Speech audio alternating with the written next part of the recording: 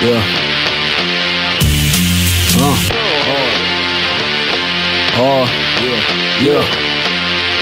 Militant minded, general nine grip, thick grip with blades and a pen that can sharpen your spine's tip. Level headed, though my mind flips from side to side. With an acrobat's experience after I stick it, I'm luring down a demon possessed. Seems Jay's the best for the job with no code. What's the word, y'all? It's KTR_podcast, Under Rose Podcast. You are now live and direct with your boys, Cinco, Big Harv, and J-Will himself for episode 42 of KTR. That's right, episode 42. This is the Al Horford number. I think this is the first time Al Horford, the NBA player, has been mentioned in any type of media industry. So if it is, I'm glad to be the first to ever say it. This is episode 42 of Know the Rose Podcast, KTR, hashtag KTR. We are in the building. And my brothers, it is the holiday season, so I'd like to tell y'all Merry Christmas, Happy Kwanzaa, Happy Hanukkah, Ramadan, Happy New Year, all that good stuff. And how are y'all feeling today? In the holiday spirit, feeling good and joyous, cheerful, all that good stuff. I'm good, buddy.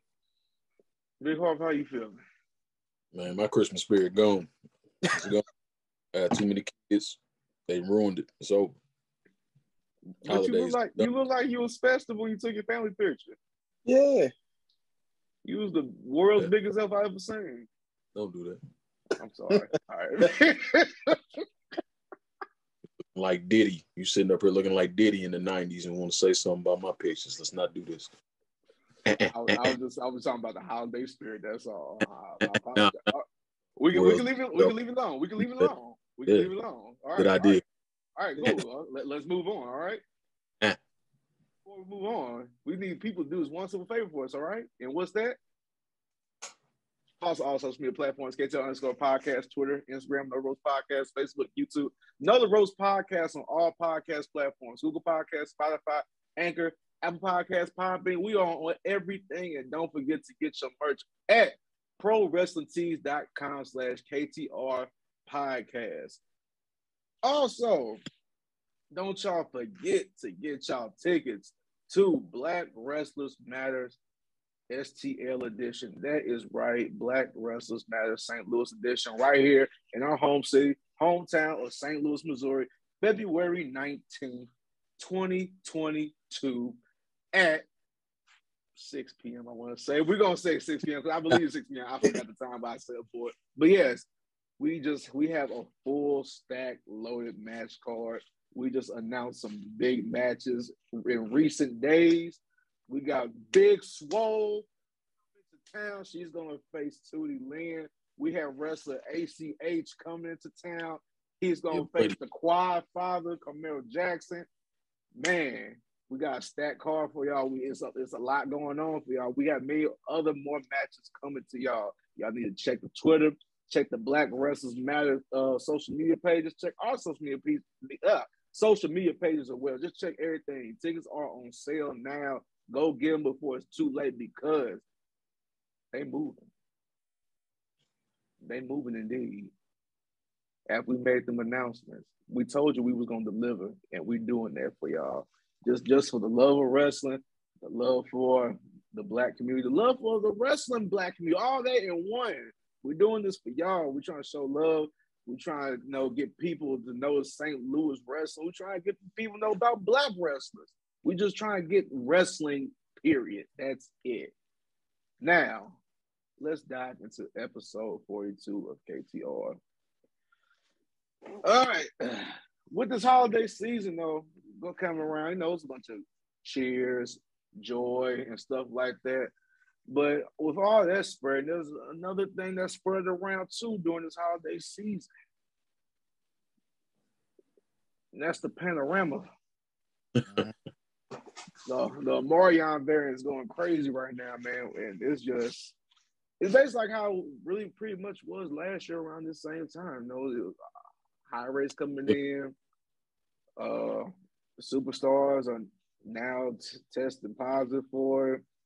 People backstage getting tested positive for it, limited numbers, and it's always happening around the most inconvenient time when we have a pay-per-view coming up in a matter of a week. Whenever you watch the show, probably less than a week at that time. Mm-hmm. Got a big event coming in later weeks with the Royal Rumble. Hopefully that doesn't get messed up because some people did miss out on the Royal Rumble due to testing positive for this panorama variant that's going on right now. So, my brothers, how do y'all think the WWE should go forward with, trying to contain this, I'm just gonna say a pandemic that we got going right now? How should they move differently? How should they, conduct themselves? Should they go back to the Thunderdome? Should they limit their house shows? Should they limit contact with people? Like, what do you think we should do?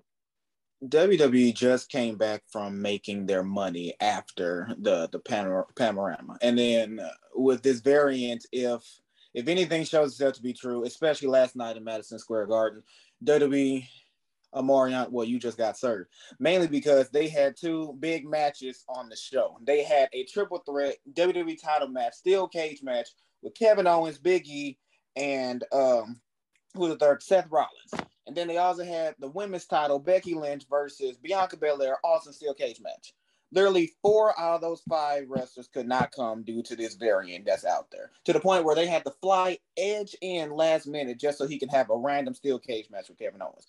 Thing is, they want to keep their money. I don't think they're going to go back to the Thunderdome. I think they're going to keep milking this until they are forced to, just like they did right before WrestleMania a couple years ago. They're not going. What they should do is what I suggested many episodes ago, but they're not going to. Is they need to just take a break. You're talking about wrestlers who are out here who's going to get affected by being around fans and other wrestlers from city to city to city. But they don't care. They just need to take a step back this time and actually watch and see what happens. But they're not going to listen to me. But that's just my opinion. Big hard. Yeah, I agree. The funniest part is when we think about back then, how we were optimistic about people getting chances and how much more depth the roster had to where people were able to miss and they wouldn't be hurt too much. But now, the budget cuts, 40 plus people being cut, the roster's not that deep. They're going to find themselves in more situations like this. I feel like they're in a very bad position to still be on the road, but I don't see how they go back to doing everything out of the Thunderdome. They lost so much money last year. He sold the football, the XFL, you know what I mean? So many financial burdens that befell WWE because of the different infections going on with this COVID thing. I don't see how they go back to being stationary, even though they need to. I think they need to. And I think they need an off season. I just don't. It's not going to happen. It's really not. Harv, you brought up an amazing point. As you mentioned, as we all know, they cut off so many wrestlers where during the panorama, they had for these guys and girls who was not normally getting TV time. Now they're getting TV time, and now they're starting to become stars. Well, you don't let go everybody now. So if you were to repeat that, who are you going to use this time?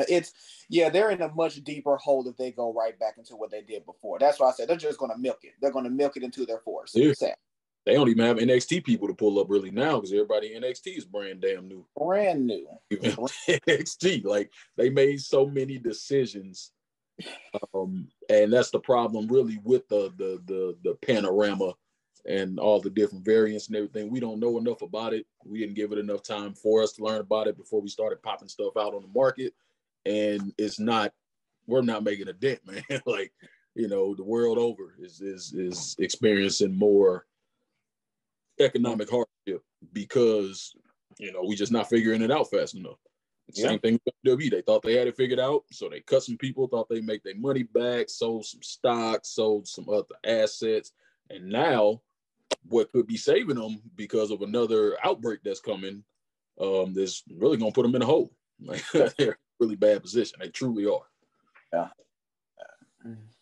Like I said, they did release a lot of talent, which could have saved them with, the lack of talent that they do have currently because of this variant. Because God forbid, what if there's a huge outbreak where it's just, okay, now all the heavy hitters that you supposed to have on your show are just out of commission for the next 2 weeks. Yeah. Like, what do you do? Mm.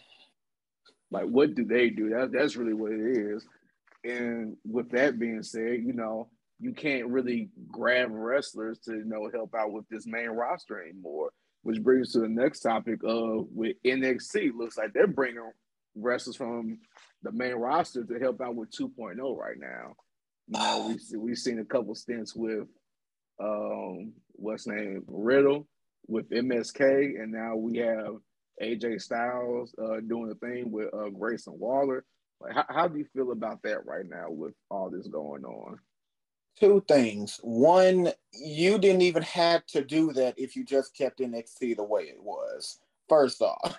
Second issue is, and this is more or less than a hypothetical question, but how desperate do you have to be to put AJ Styles, who was literally the man, not just in the WWE, but in New Japan, in the independent scene, Ring of Honor, Impact Wrestling, obviously. You're talking about one of the most decorated wrestlers, both independent and on the main scene.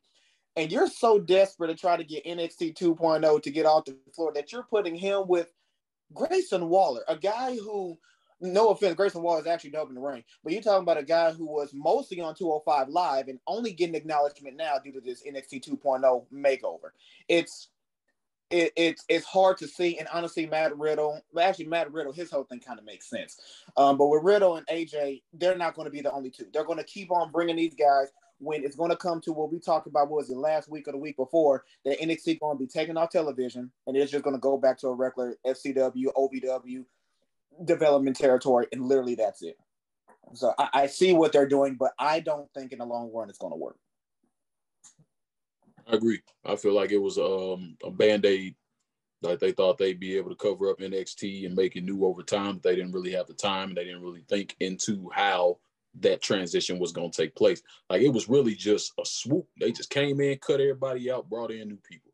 And now it don't have any choice but to use somebody established to try to establish the people that they brought in. So, I mean, again, they shot themselves in the foot when they cut so many people and when they decided to revamp the entire brand. It didn't need to be revamped. It wasn't the time to revamp it because you're bringing people in who aren't ready to even be at this stage. Like, they really need to be back at the Performance Center running the ropes. You know what I mean? And there's really no experience better than live experience, but at the same time, you're going to kill that brand that you built. You know? So, I mean, it really all come back around to the same thing. You know, they were too sure about what they were doing for us not to have an understanding of what we're actually facing. So they're really going for the lottery on this one, because if you think about it, they got rid of all of their NXT guys who not only carried the shows but put on NXT takeover shows that honestly did a lot better than the main shows that WWE would have. But they got rid of them.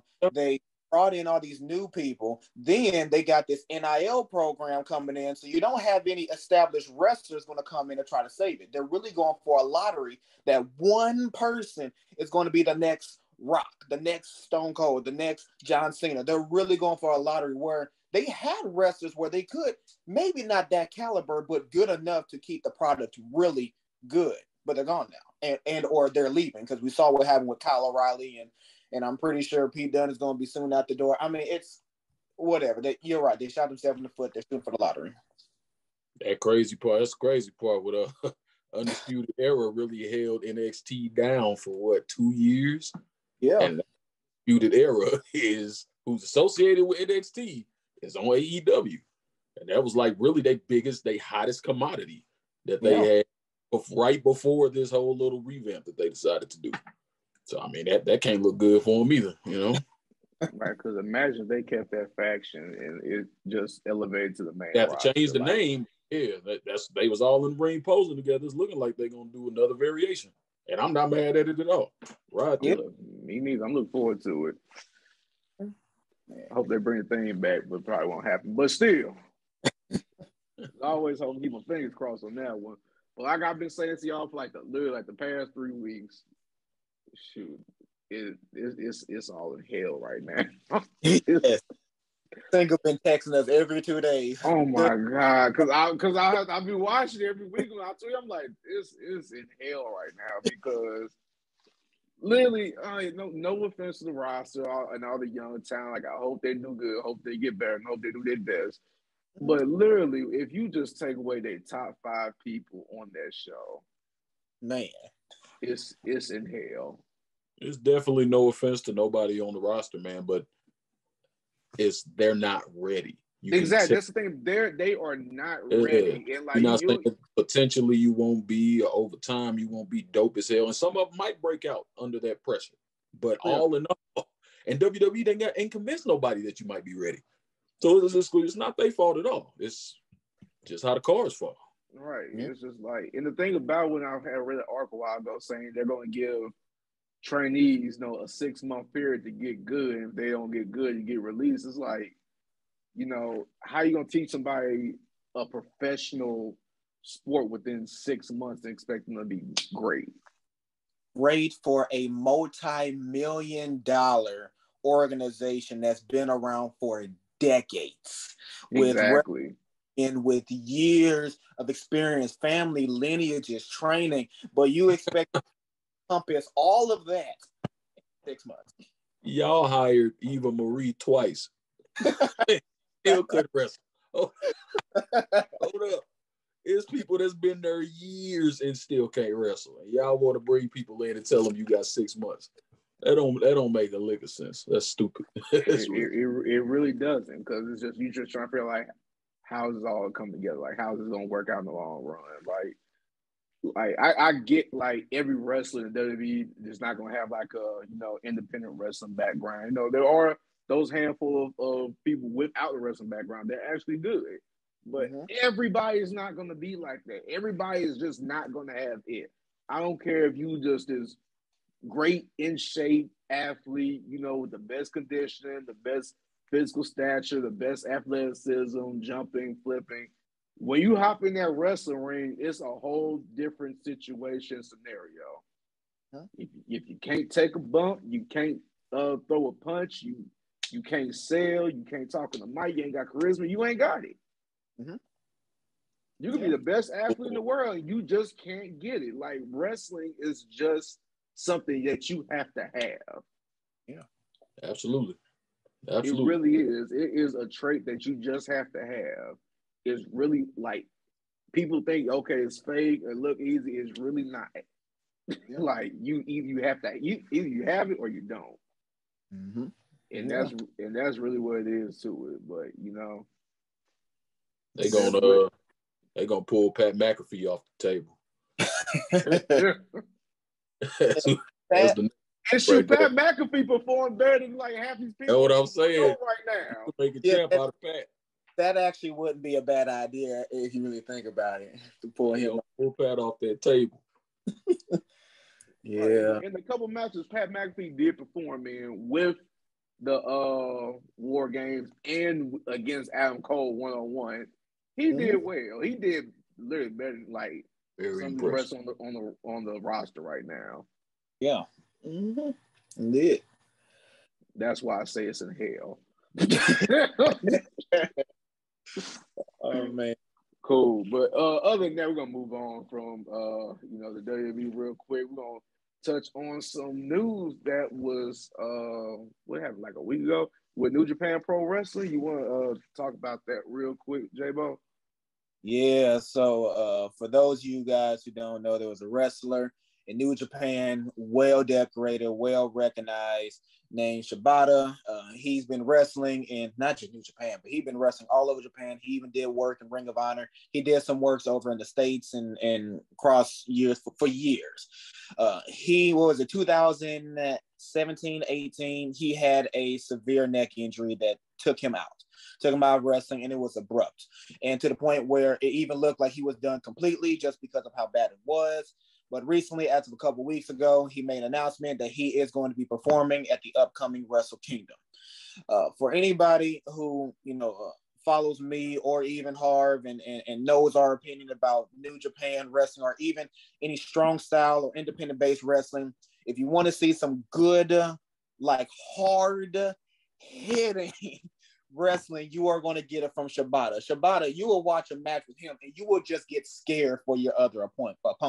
That he doesn't flinch. If he hits you with a headbutt, his headbutt will scare you. If he hits you with a headbutt, a chop, don't matter what it is. It doesn't matter what you think about wrestling. If it's choreographed, this, that, and the third, you're going to think, hey, look, this brother out here trying to go for the kill tonight. It looks like a slow MMA fight when that guy is in the ring. It's slowed down so you could catch all the action, but he hits harder than you think. Shinsuke Nakamura was strong style. He puts Nakamura to shame when it comes to that type of wrestling. Definitely. I mean, we're kind of Nakamura. Okay, I ain't gonna talk about it. Yeah, continue though. Anyway, the 3-time open weight champion is going to be the never open weight champion is going to come back to New Japan Pro Wrestling. So I think it's great. I think it's good, not just for New Japan, but for wrestling as a whole to have another hard hitter like him, because there ain't nobody like Shibata. Of course, I always got to have my concerns. One of my biggest concerns that he is 42. And he is coming back from this major injury. One of the benefits he has is a lot of Japanese wrestlers, they wrestle much longer than American wrestlers. They wrestle well into their 40s and 50s and still be in the top of their game. So I don't think as much of an Achilles heel as anyone else. But since he is coming from such a major injury and the type of wrestling that he does, I don't know how that's going to correlate. I don't know if he's going to be as hard hitting as he used to be. I don't know if he's going to take those shots as hard as he used to be. Knowing him, I mean, just watching his matches, I'm pretty sure he's going to attempt it. But of course, that's a concern as a fan. But I think it's going to be great. That's the number one match, that and Ospreay's match at New Japan Pro Wrestling that I'm looking forward to the most. Big hole. Yeah, on YouTube and look up Shibata highlights and you won't be disappointed. You'll cringe a couple times, but you won't be disappointed. That's exactly what I'm going to do. I'm not gonna lie. I'm not gonna lie. I'm not really too big on New Japan Pro Wrestling because of the fact it's in Japan, and when it comes on TV, I'm either at the club or I'm asleep. So yeah, but we're gonna get into it. Give it a try. And see what all the talk is about. See if the strong style is real. He talking about Shinsuke. Yeah. No, Shibata. WWE Shinsuke. That's not who I was referencing. Not WWE Shinsuke. How you know I was talking about you though? Man, take the shades off and look me in my eyes, man. I am looking at these prescription. No, take them off, man. Let's do this. We're in the middle of a show, sir. Oh, you right. Yeah, all right, yeah. Business afterwards. Yeah, we'll think about it. Yeah. It's great. Cool. Anyway, like I said, it is the holiday season. It is towards the end of the year. And towards the end of the year, you got to think of, reviews. Best of the best. How you feel about something. And we're going to touch on that real quick. We're going to talk about the best of the best. Usually this will be around, the WWE Slammy season, but we haven't heard anything about it yet. But we're going to bring it up anyway. We're still going to talk about it. So, first question I got for y'all. Overall, male and female, who was the superstar of the year? Bianca Belair was the female of the year. No question. No question. The other ones are not fair because Bianca came from NXT and literally worked her way up through the Rumble, won the championship, defended it like a real champion. And even though she's not champion right now, and she lost it in one of the most ridiculous ways I've ever seen any great wrestler lose a belt. Even like lately, she's been in a wrestling feud with Piper Niven or Doudrop, whatever you want to call her, and she's still getting the people on their feet just watching her in the ring with her absolute ridiculous strength. So even to this day, she is the superstar of the year. The only other one that comes close, and like I said, it's not fair, is Roman Reigns, mainly because he just had a solid year. I said it's not fair because no one else is being given the opportunities that he's given, but at that, I'm always interested in his matches when he comes out. Even his most recent segment with Paul Heyman was still a great climax to, a long connection. So those would be my two superstars of the year. I feel like I would have to agree with that too as well. I just feel like that's unanimous because with Bianca, her title run was just literally everything, and with just with inside and outside of W, would just work with that. That title was singing around everywhere, pretty much. She got the title to be on Rolling Loud stage, performing in front of that type of audience.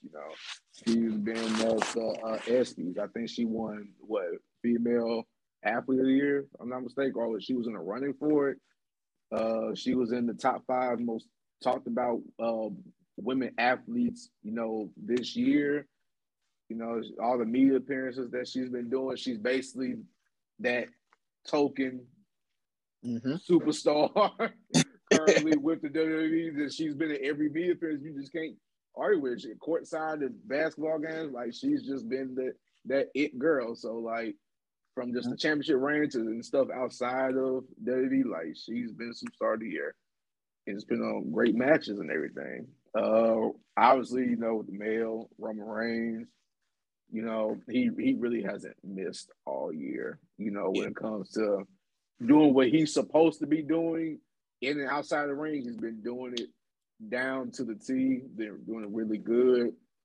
My skills improved by a lot. I think that's because the reason he transferred to being a heel, I think that's what helped improve my skills. I feel like it's easy to be a bad guy and to be a good guy. So I think it fits him better. So they helped him out a lot. And just the matches that he's present with, and he always delivers. The match with him with John Cena SummerSlam, it was a great match. Triple threat match with him, Daniel Bryan, and Edge, good match. Him and Cesaro, good match. Even though some of the outcomes, you said what? Him and Jey Uso, great match. Yeah, he made a great match against a tag team wrestler. Like, it's just stuff like that. And like the matches where he was about to lose, but got lucky to get a win, he won as a heel, but it still was a good match. So really can't argue with what he's been doing. So yeah, I give it to him for a male superstar here. Yeah, I mean, it's pretty clean swept with that one. I mean, they haven't really done anything, not too much with anybody else that really elevated them to either one of those levels. On the female side, of course, Charlotte and Becky Lynch, they still got they shine. But as far as she's making history for a black wrestler, a black female wrestler, doing all those media appearances and being one of the faces of the organization. So she definitely, to me, hands down, is the female wrestler of the year. I will say that needle mover shirt that Roman Reigns is wearing now is the corniest thing I've seen in a long time. So I won't say he never misses, but he rarely misses. Right? I'm pretty sure he didn't make that shirt. It just is. I know he didn't, but trying to look all intimidating with that corny ass shirt on. What was that? It looked like the Fast Lane logo. Remember that old Fast Lane logo? It's like the third movie. Purpose. They just repurposed that thing. It reminds me of that one pay-per-view they had, Over the Limit. You remember that? Yeah, there you go. What I was thinking of, yeah. That's what I thought the moment I saw that. I said, oh, man. Ridiculous. All right, cool. So I'm just only going through 3 questions. This second one. What do you think the match of the year was? The match of the year. I think, well, it's not anything in WWE, but that's because I like to watch all the content. NXT UK, Dragunov and Walter. Boy, that dangerous. Dangerous. I mean, I like Dragunov when he came. He was just a regular wrestler to me who can bring it in the ring. But I mean, what he brought with Walter in both matches, I can't even say one was better than the other. In both matches, it was just terrific. I think that was match of the year, the second fight. I agree. I don't think any match in WWE came close to topping that one. There were some really good ones. Like you were mentioning, all the Roman Reigns title matches. Drew put on really good matches. But as far as something that like you couldn't look away from, but then you was also like, God damn, you know what I'm saying? Like it's that got to be in the running for match of the year, at least top 2. I don't know if there's another one up there with it, but it's up there. Shoot for performers like a one-on-one match. Yeah, that I agree. That was the one. I was gonna be biased and say John Cena versus Roman Reigns because you know how I feel about John Cena and everything. Put that up there. I was thinking that one or the one with Jey Uso, just because it really put in everybody's mind that he could really go. Right. And think about John Cena, he could have possibly been a 17-time champ. And the fact I saw it in person. But yeah. But no, I'm gonna give that one the match of the year to Walter. Walter, yeah. All right. And last question. This is mainly for next year. Who do you think is gonna be the breakout superstar for next year? I was actually talking to a guy at the grocery store. I think that Bron Breakker is going to be something next year. I feel like they're trying to fast track him, and I feel like he has the talent.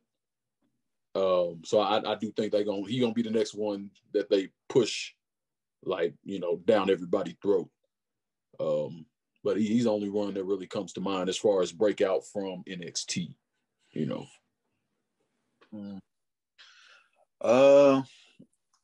Yeah, I would say Bron Breakker. And the reason why I would actually go with him, because you can actually see them giving him a foreseeable future in the WWE. Like I could also say like Liv Morgan, like she's finally getting, you know, opportunities and shine, but sadly I don't see it lasting long. She's somebody that would honestly you would expect to break out, but I don't see that lasting long at all. And then right now there's no one else in NXT where I see, you know, Vince or anybody in management really putting their hand on as the next one. So yeah, I would probably stick with the same. Agree with Bron. Well,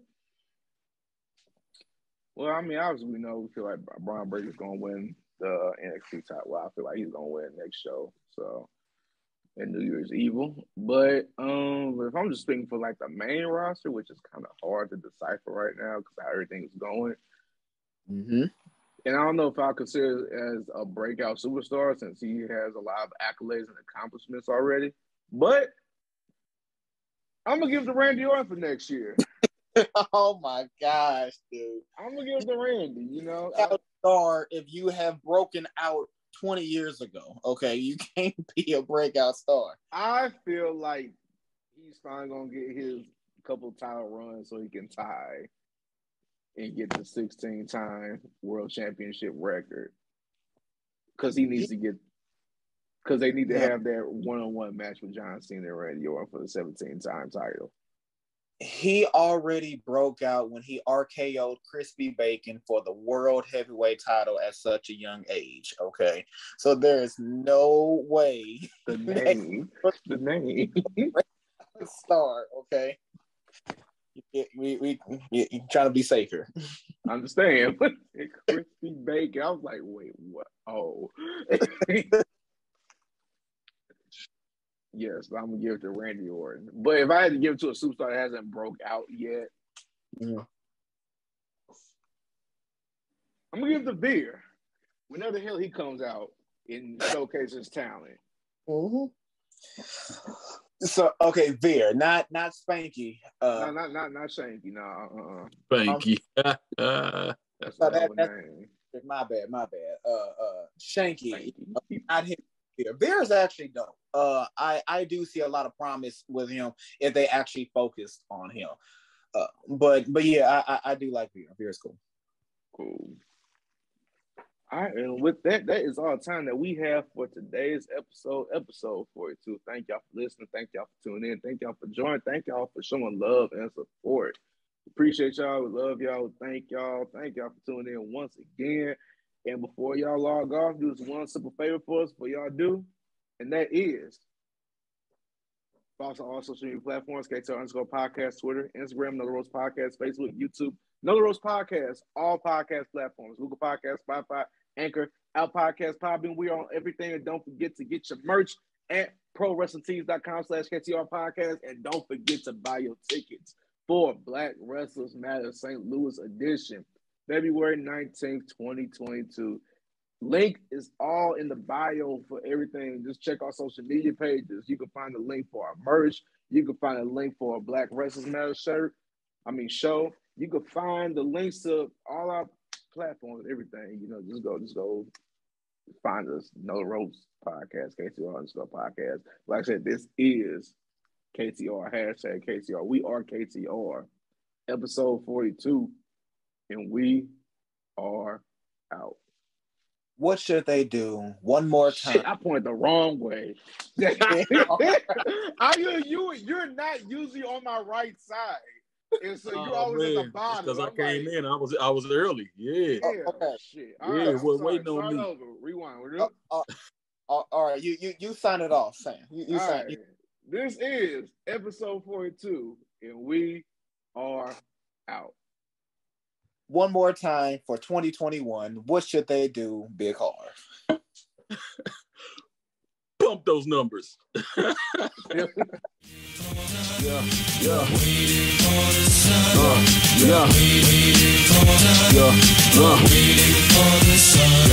Yeah, numbers, letters, all symbols of man-made devices that could cripple us all. Improve we can panicking when storm hits and knocks out the power grid. Are you fully prepared to live off the grid? How you think